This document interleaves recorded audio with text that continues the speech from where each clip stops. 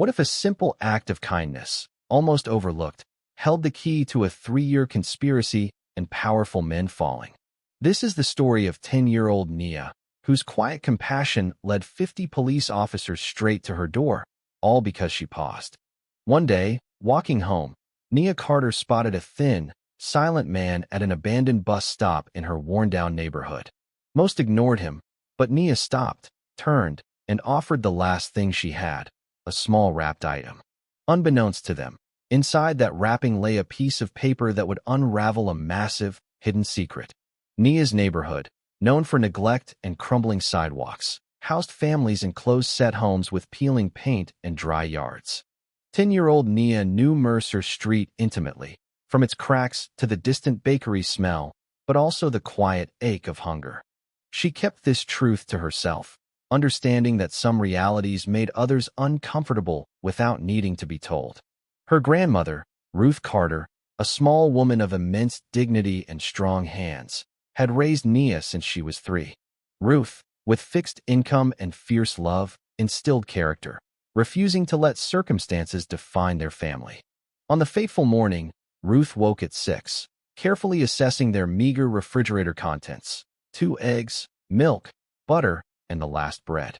She meticulously stretched these few items, making the stale bread work for Nia's crucial lunch. As Nia shuffled into the kitchen, a wrapped sandwich and water awaited her, Ruth's face a blend of love and practical solemnity. "Sit down, baby," Ruth instructed. Nia sat, quietly observing the sandwich on the table. "That's the last of the bread," Ruth stated. "Make it last, you hear? Eat it all, don't share." Ruth underscored her words, emphasizing the sandwich must sustain Nia until dinner, a point Nia silently understood. Turning, Ruth gazed at her granddaughter, a small figure with serious, observant dark eyes that seemed to perceive much. An emotion, bordering on both sadness and worry, briefly crossed Ruth's face as she looked at Nia. Ruth crossed the kitchen, gently touching Nia's cheek, and softly said, "You're a good girl." Then she returned to the stove. Nia picked up the sandwich, holding it briefly before carefully tucking it into her backpack's front pocket. She chose to save it. School was a distinct world, one Nia had long mastered navigating discreetly, without drawing undue attention to herself. Harrove Elementary's 5th-grade classroom buzzed with typical noise, scraping chairs, overlapping conversations, and sudden, often unprovoked, bursts of laughter. Nia preferred her window seat, enjoying the morning light and the sliver of sky visible between the buildings opposite. She wasn't unpopular, but rather overlooked, a quiet, diligent student who never caused issues and thus rarely drew attention. Teachers trusted her quiet self-reliance.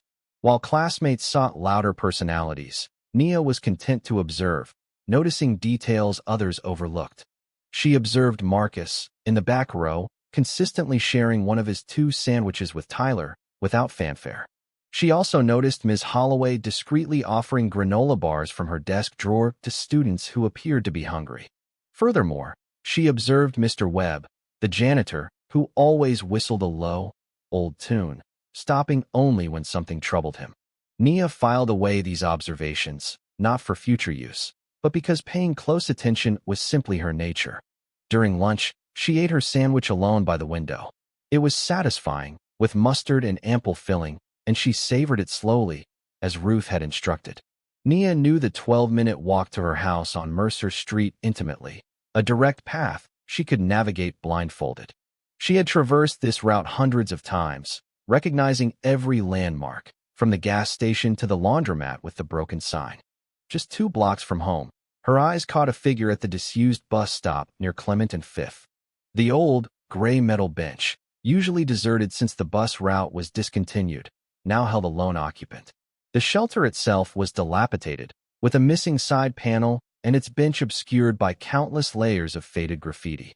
A man huddled there, tucked to one side, his shoulders slightly forward, his coat too thin for the October chill.